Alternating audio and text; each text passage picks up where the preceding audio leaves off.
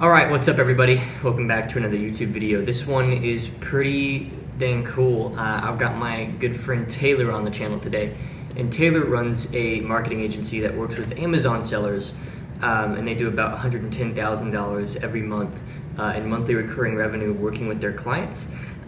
Taylor's books are actually openly shared as well, so I know for a fact that he does the amount of revenue that he claims. And he's a really good friend of mine, and he's become a good sort of trusted business partner and somebody that I run a lot of ideas by. And I actually have an interview of my own on his YouTube channel. You can find him in the description. But I wanted to just bring one to the channel just to bring you guys some more value on what it looks like to run an agency at his scale and how to run a business that does over $1 million a year in revenue. And they keep, I think about right now, it's like a 35 to 40% profit margin on their company, so it's really a pretty solid margin considering it's all done for you services. So Taylor's a super huge inspiration to a lot of people and to myself, and he's been a lot of fun to really get to know and help him grow his business as he helps me grow mine.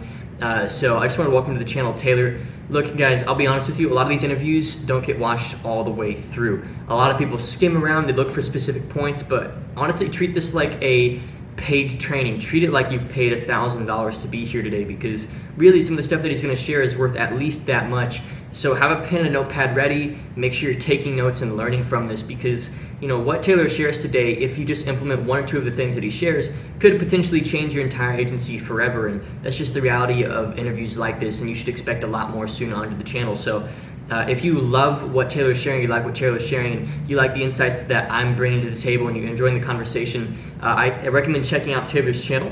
And if you're ready to start and grow your consulting business, agency business, whatever it is that you're doing, to the level that Taylor's got his, or the level that I've got mine, or the students that we've had on the channel, you can schedule a call using the link in the description and speak with either myself or my team, and we'll just help you in that process and see if you're a good fit for us to come in and help you on a more professional level. So that being said, hopefully you enjoyed this interview with Taylor. Thanks for joining the channel, man. All right, Taylor, welcome to the channel, man.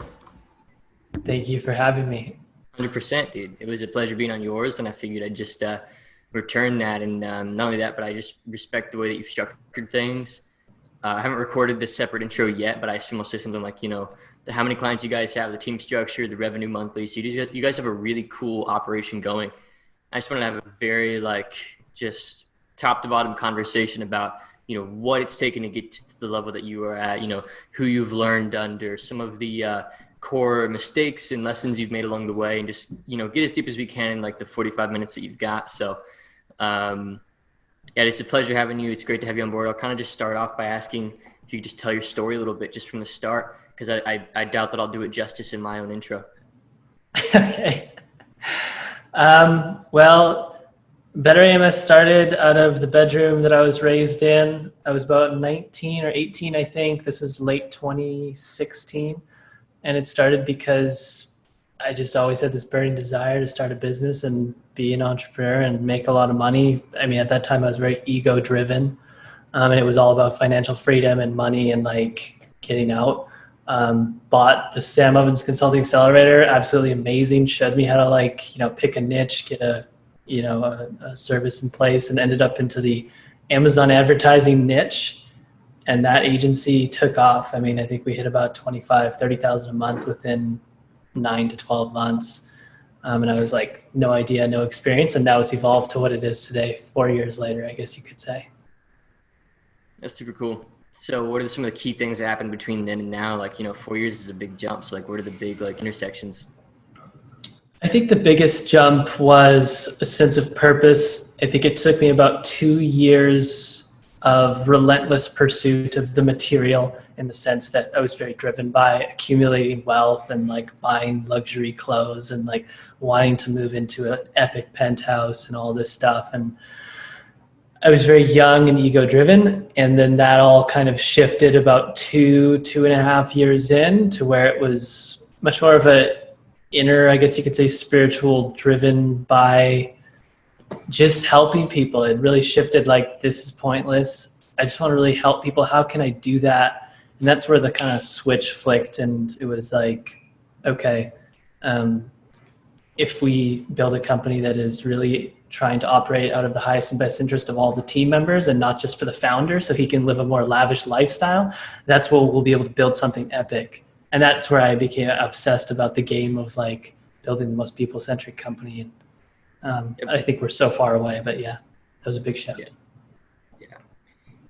That's good stuff, dude. And I've seen a very similar experience in my end too, so I can resonate with that. You know, it's like shifting motivations, and there's something powerful. People don't really talk much about like, you know, defining what you want and why you want it and letting that be the driving force behind your decision making versus like just kind of seeing what other people have and just thinking, oh, that's probably the thing I want to have too, and then getting after that. Like accepting the fact that you're an individual with your own motivations and letting those motivations pull you forward as an entrepreneur instead of having all these, you know, adopted motivations that you're seeing others get into place. So it sounds like you've had a lot of experience with overcoming that then, yeah? Yeah. I don't know if it was overcame. I would almost describe it as being released. It was like I had to let go of it. I guess you could say overcome as well, but I would like to describe it as it was released because there's still a lot of pleasure and you know, juice that comes out of pursuing luxurious items and feeding the ego sort of thing. But, you know, meeting my girlfriend, Nicole, at the time, that was a huge shift for me. That's really cool. I love that stuff. And I think one of the things that you and I both resonate on, and part of why I want to do on the channel, is because, like, you know, you're one of the people that I've met that really understands that entrepreneurship is just as much of a personal, spiritual journey as it is a tactical, practical one. So I kind of want to hit both into that bell curve with you, starting off on the personal end of things. Like, one of the questions that I was asked recently that really stood out to me, and I think you're going to like this one too, man, is, you know, as things are right now, what is, if you have the self-awareness to know what it is, the biggest false belief that is holding you back from the next level in your business that you're actively working on? If there is one there and you know about it, what do you think that is? I was asked that question on a Q&A call in our student community for our agency students, and it blew my mind. I was like, I really had to think about that. So I'm curious if you have an answer. That is kind of a blowing my mind kind of question. It's one that I love deep questions, and that one's deep, and I would have to write it down on a notebook and sit outside for an hour and think about it. I'm definitely going to do it after this interview because I can just feel it inside. That one hits you. What's your gut instinct to answer that question? Maybe you don't nail it and you leave a comment later or something, you know, but I'm curious. Gut instinct is, and I just had this conversation with our leadership team, is I don't know if you could say it's a false belief, but it's a extreme weakness, an Achilles heel, which is leadership abilities and knowing what it is to be a leader, and being a servant leader. And I would say that my skills on that side of the business are 1 out of 10. I know how to manage myself, and now we've scaled very quickly, and our team is tripled, quadrupled in the last year, and I wasn't really prepared for people, and I think that I could do a much better job. And I think that's what's holding back the business. I would say it's definitely that. But a false belief, that's not really a false belief. That's almost like a knowingness of what is holding the company back. A false belief, I'd have to think really deeply about. Because it forces you to like look in the mirror and be like, all right, what assumptions am I making that I'm not realizing I'm making, you know? So I had a hard time with that question too. I figured I'd come right out the gate with a really tough one just to get us started on like a crazy foot. But yeah, like tell me more about the people issues, like, you know, because I think a lot of my viewers are probably going to resonate with that. Most of my viewers, like, I tend to attract, you know, at least they've started and had a client before and they're just wanting to scale. A lot of the people that like book calls, for example, for our educational programs and our coaching programs, you know, there are people, you know, who are at like 1 or 2 clients, maybe some are from scratch, and we can help people from scratch as well, just as well. But we just tend to be talking about higher level stuff. So, you know, it's like 1 or 2 clients all the way up to like $10,000 a month. That's like the range typically, beginning to 10K basically. So like the people problem that you're talking about, sort of share more about particularly what the issues have been and how you're going about solving them to take things to the next level. Because I think that's probably a pretty cool topic to hang out on for a minute. Yeah, it's a fascinating topic. The primary issue is just with the level of chaos that can start to enter when you introduce humans into a system that is not really prepared for humans to be introduced into. And I think that I was under the assumption that people would be very highly autonomous workers such as myself, and they could understand and how to prioritize their time and know what to work on, what not to work on. And some people just aren't like that, and some people need more guidance on that, like time management, or because the context of them coming into your business and your system, and they look at you as like the owner. It's a different paradigm, whereas this is your thing and you're operating on, you can do whatever you want. There's no one who you're trying to like please or impress, and I don't think anyone's trying to please or impress me in the agency, but it's just a different context. And it was difficult, and it still is difficult for me to see that the lens of, I'm walking into an organization, this is not mine, and I want to, prove myself and do the best that I can be within the system that there currently is. So what is this system, and how do they define the system? How can I be able to show myself and prove myself in this system? So a lot of what we spoke about at our last leadership offsite was like, what does succession planning look like for each individual in the company and in their role? How do we define that? How do we give them a Polaris star that they can look up to all the time and constantly know this is where I'm trying to go, and make sure that that aligns with like the vision and the mission of the company? It's a freaking process, man. And then you have emotions. It's like, I think that kind of summarizes the super high level of it. Yeah. Yeah. It's wild. It really is. It really does begin to feel like a totally different enemy to attack. Like, at some point, like as an entrepreneur, you make the shift, and I feel like I'm in the middle of a similar shift for myself, which is in large part why I just value the relationship I've got with you, because I just feel like you're a couple steps ahead of me in that arena, and I just love learning. But you basically really, it's just turning good leadership into a workflow, but without losing the human element of it. So it's like being able to like look at the metrics of the quality of your team and its culture without expecting everybody to be a robot, basically. It's like emotions are there and they're always going to be present. Learning how to use them to your advantage and not be managing them all the time. They're two very different things. So like learning to create an environment where growth is a byproduct of some other grander force, like a great mission or a part of being on the team.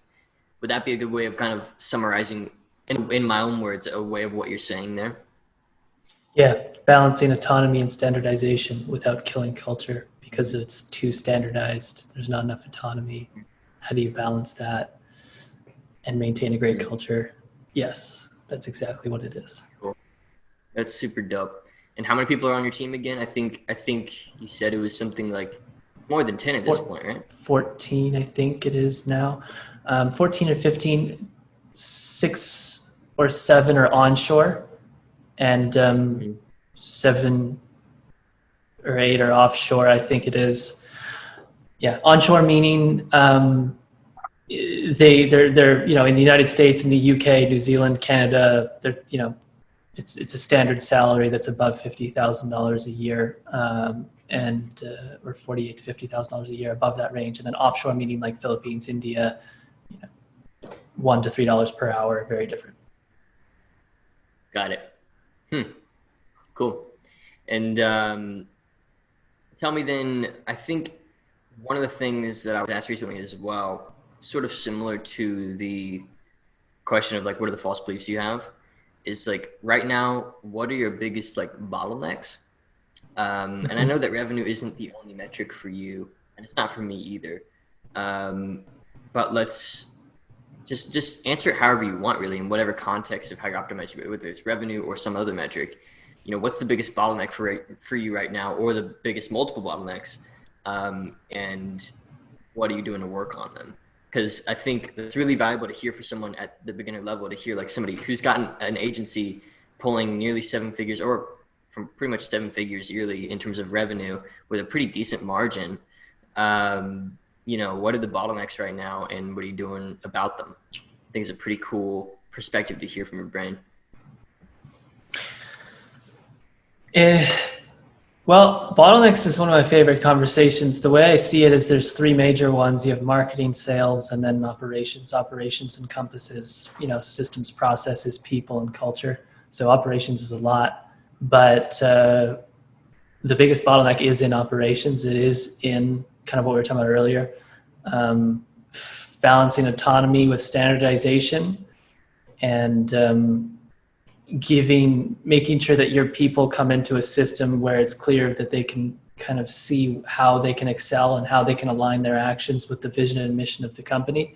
Because when you just hire someone and you say, like, this is what you need to do, and I'm here for you if you need me, which is how it was in the beginning, it doesn't scale, and it creates a lot of chaos as you scale. So we're kind of feeling that chaos a little bit now, and I just got off a leadership call with Destiny and Alex, and we were talking about just greater transparency between us, being more ruthless and blunt with how we communicate with amongst each other. There's been situations where maybe this person did something, instead of me going directly to them, I went and talked to this person first and kind of like vented about why did they do that? They shouldn't have done that, instead of going direct to the source and giving them proper feedback. And a huge bottleneck, I think, is just in growing up, being more mature, and having that leadership ability and the ability to confront people better and have better systems and processes in place that still balances good autonomy. And to give you, to give people context on where we're at, I mean, we're hovering between 95 to 104,000 a month. And we have about, like you said, 14 people. And these were not issues up until the last 3 months, where we've hired extra 2 to 3 account executives in the last 6 months. And now, they've gone through our training, so to speak, and now we can see what the result of it is. And so we're realizing that we can do a way better job at supporting our team and cleaning up our operations. And that's the biggest bottleneck right now from a high level. Damn. Well, I'm watching and taking notes vigorously, dude. Like, everything you're telling me, I'm just like, I can learn so much just by watching the ways things go well and the ways things don't go well. And everybody's got a different style. Like, right now in my age, like, I'm super content closing these multiple four-figure consulting packages, fulfilling them myself, maybe having one contractor on board just to take care of a bunch of the admin stuff. And like, I'm chill there. But I really admire the stability of the model that you've got right now, where it's almost like a model where, like, as long as you stay out of the way, it kind of works.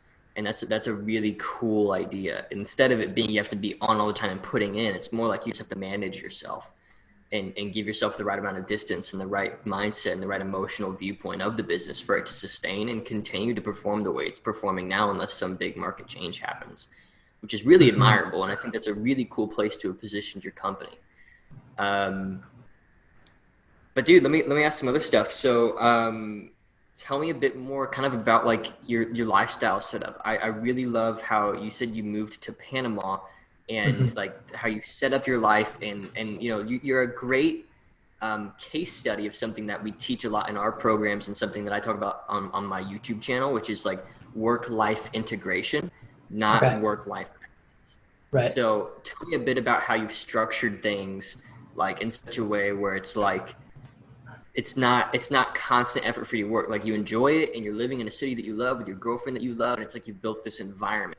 And that's one thing that I've really focused on a lot recently with a lot of my clients and students, like building an environment where it's easy to produce. So tell me a bit more about the environment you're in, your lifestyle, how things look for you currently, in your early 20s, doing pretty well and running a company from your laptop in Panama.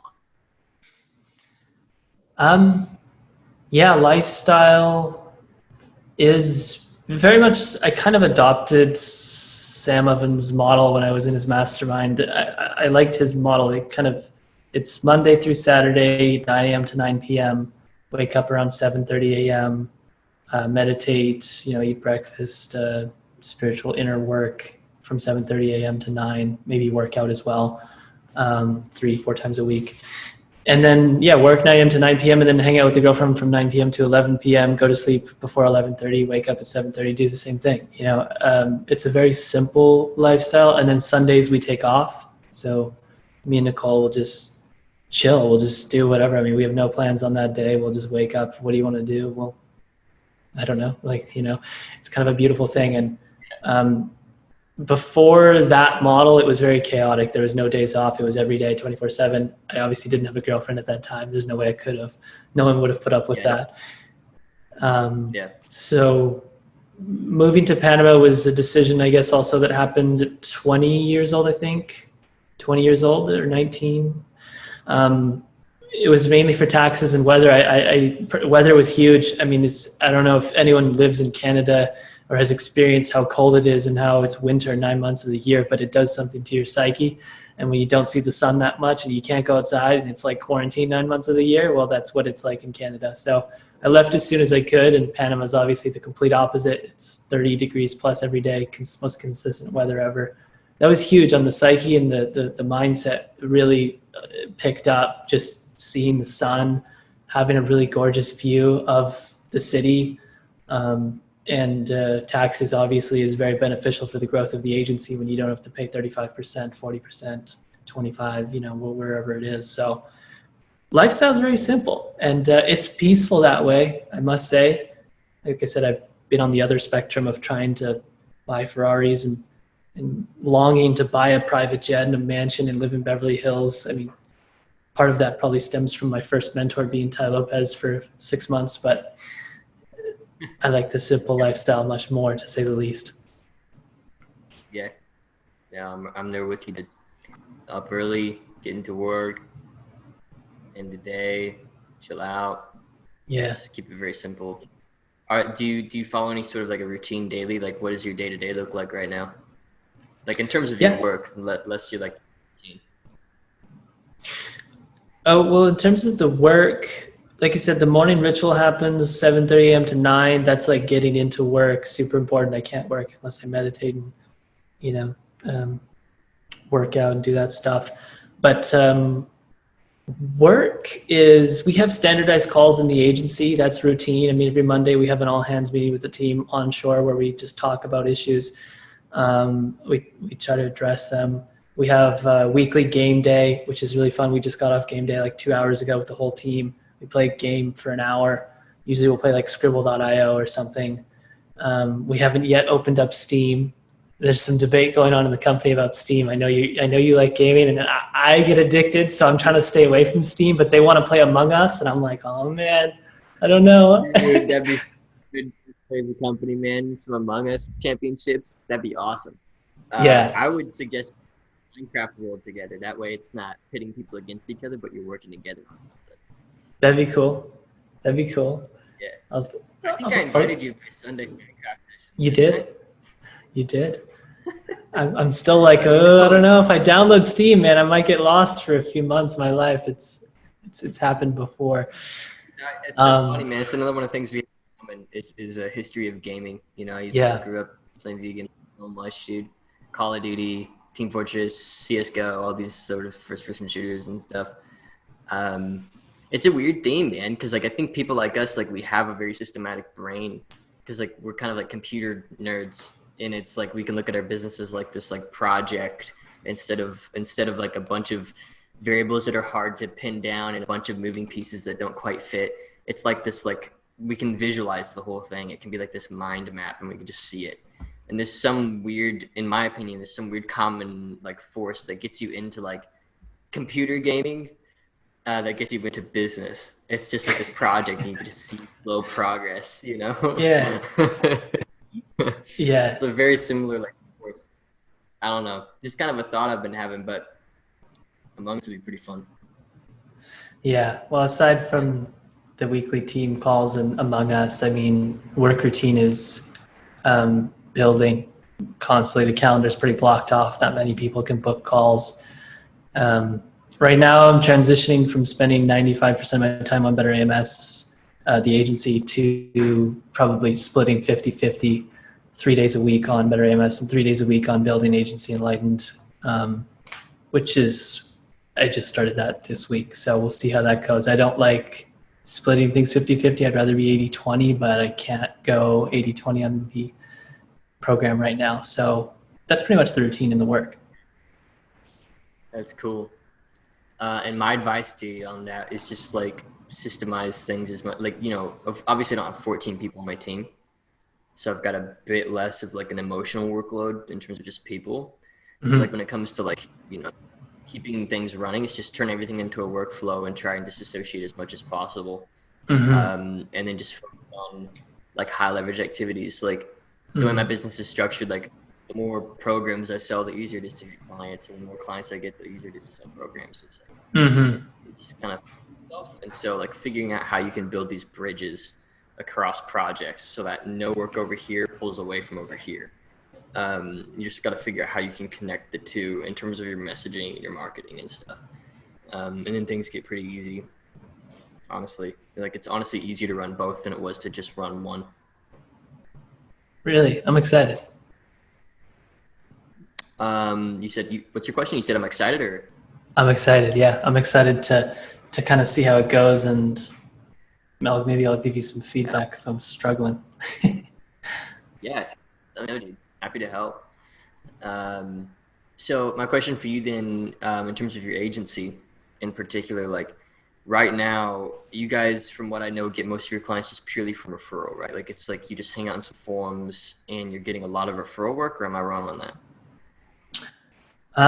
We haven't gotten a referral in over a year. We've done a terrible job at it. Actually, we've gotten one or two. Yeah, no, all of our clients and our marketing and where our leads come from, where our clients come from, comes from inbound marketing and primarily producing content on LinkedIn and Mm. building amazing relationships with some of the influencers in our space. We do have an outbound lead gen system that we leveraged for some time, and it worked well, but content just took off so much that like we needed to like kind of turn something off, and so that got turned off. And so primarily it's inbound marketing now, and we need to do a better job of leveraging our existing clientele and getting referrals. But it's just at a point where the bottleneck is so big in operations, and marketing is so good and sales is so good that it's just like we're not even thinking about the lead gen side of things. And that's kind of what happens when you get past 50,000 a month is, okay, you've mastered client acquisition. Now you have to master team management and culture and like systems, and that thing just infinite. It's just insane. It's a black box, a little It's black so much hole. more complex, dude. So much more complex. Unless you're willing to Yeah. go crazy, you have to master these things. Yeah. Because like my first, it was like a $60,000 month, and I did it pretty much completely alone. And now just one team member. One, it's just a sales rep to take calls for the agency and take a bunch of the. It's a sales rep plus like just a manager, like a general manager, and it's just like took so much off my plate. This actually happened since our interview, by the way, Cool. since I was on your channel. Yeah, Amazing. and it's just been awesome. It's just a general manager slash sales rep. He gets paid 10% commission, and I just feed him tasks. And he's just a super techie guy. He's an Enneagram 1, so he's just super like detail oriented and project and task minded. So I can Cool. just feed him a goal, and he's just going to engineer the steps. But yeah, no, I'm right there with you. Like even just one person is changing how I view my business. That's huge. It's just like a totally different It's reality. Yeah, it's huge. I don't think I ever understood the amount of leverage that comes out of it and just how much better off the company is. Yes, with great people. Yeah, seriously, dude. What's your interview style? Like, how do you find good people? Like, what do you ask and what do you look for with good people? That's a great question. And sourcing, recruiting is a bottleneck. How we find people has largely, we've been dependent on our inbound marketing. It's a huge second order consequence of getting clients through content marketing, inbound marketing, is that you'll also attract great talent. When you position yourself as a thought leader in your industry, people look up to you, they want to work with you. You have a huge pool to draw from. I mean, you got 20,000 subscribers. If you made a video and said, I'm hiring this person, you'll likely get a bunch of applications. Whereas if you're doing outbound marketing, you're not building that authority, you're not building that leadership. So we've been dependent on our inbound marketing for sourcing, but it's kind of running dry, and we're like, okay, and we're debating hiring recruiters just outside of our agency. We're not going to hire them internally, we'll subcontractor. That'll help a lot. And then how we interview people. I mean, I used to do the interviews up front, but now Alex does them. Alex is kind of more or less the HR client success / general manager. He wears quite a few different hats, but he'll do the screening process. We have a pipeline hooked up to like Trello, where once they apply on the website, you'll see the resume and their answers to certain questions. If they make it through that, we'll send over an email saying, hey, can you send over a 2-minute video explaining why you want to join our company? They'll send over a 2-minute video. That's really telling. I mean, that'll save you so much time, is just asking for a 2-minute video, assuming you like their resume. And then if they pass the video test, we'll schedule an actual interview. And it's pretty much just a lot of questions related to how they operate as a human. I'm really interested in knowing kind of what do they put into their minds, and does that align with our vision and our mission? Right. Yeah, my battery just died again. I think you're seeing that. No, you're good. Don't worry about it. The battery put back on. I've been going in between batteries because I'm using the DSLR as a camera. So. Yeah. Yeah, but I'm listening. Continue. Love it. So what were you saying before I interrupted you with the battery thing? Oh, sorry. Did it cut out for you on the audio side? It basically just it did. I didn't cut you off.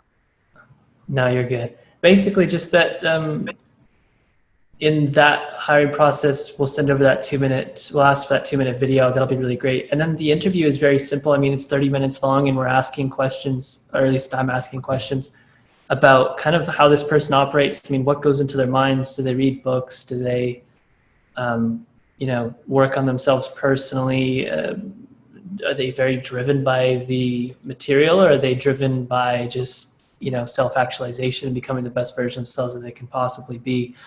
And so those questions try to center around personal development and growth. We definitely want to hire people that want to become the best version of themselves.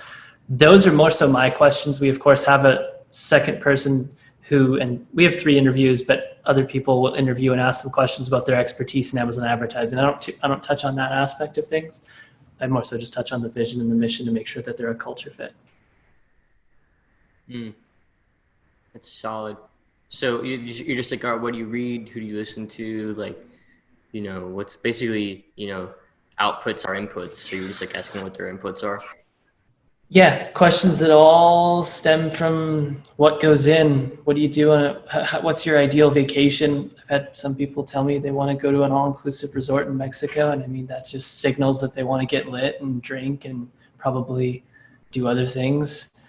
And I've had other people tell me they want to just go to like a temple in Japan and chill out with some monks and see what that's like. And I mean, the latter obviously is more intriguing.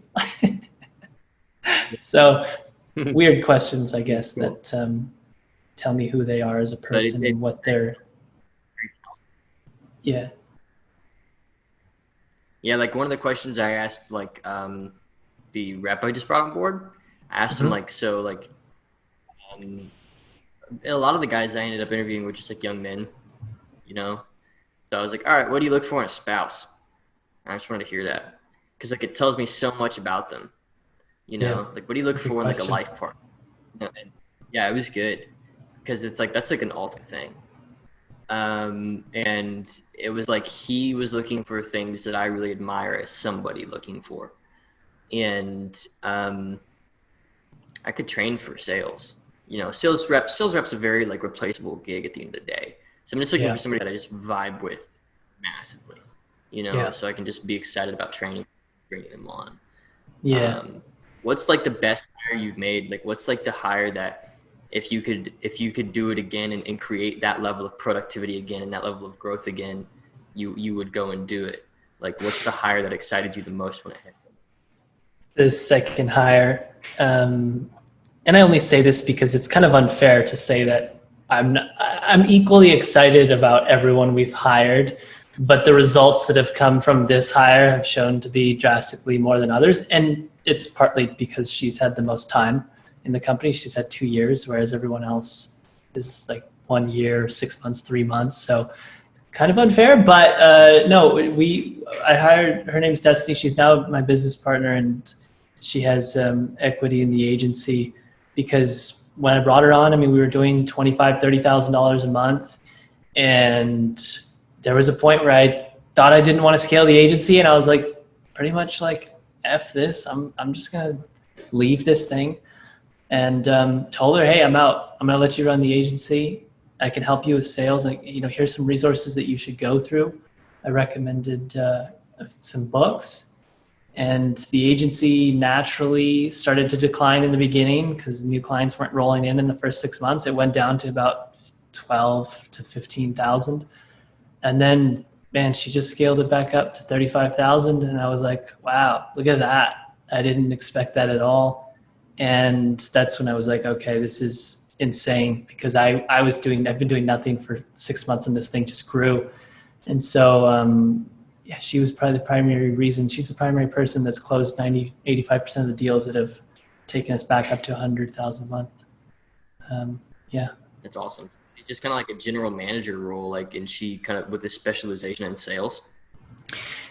No, man, zero sales experience. She learned it all. I mean, her experience was Amazon advertising, and that was pretty much it, I believe. I mean, she got a degree in business, I think. But yeah, she just had Amazon advertising experience, and I just recommended her to read some books and go through the Consulting Accelerator, which taught some stuff on sales and mindset, and self-taught her way into scaling the agency. So yeah, very, very, I don't know if anyone else that we hire will ever get that opportunity, because it was pretty much like, hey, here's a business, run it. And all pressure's on you, because she said she liked working there and she didn't want to stop working there. And there was other employees offshore that were dependent on their, salary, and they've been dependent on it for years. So all pressure was on her, and she was kind of born in this environment that kind of turned her into diamond, so to speak, because of all that pressure. So interesting situation. That is really cool. That is really cool. Well, sweet, man. Those are kind of all the questions I had in my head, just kind of throwing some around. I don't know how long we've been going here. Yeah, long enough. I mean, honestly, I'll just say, if people feel like you've learned something from Taylor and you like the way that he's running things, obviously I vet him, great guy. I think you're coming out with some sort of a program soon, so I'd recommend it. So check out his channel. Link will be in the description there. I'd love if you could just close off with just some general advice for somebody who's probably, again, at that $0 to $10,000 range, mindset advice, technical advice, just look kind of back on your journey and think what have been the most impactful things I've really put into practice, and kind of download that to some people real quick before we hop off.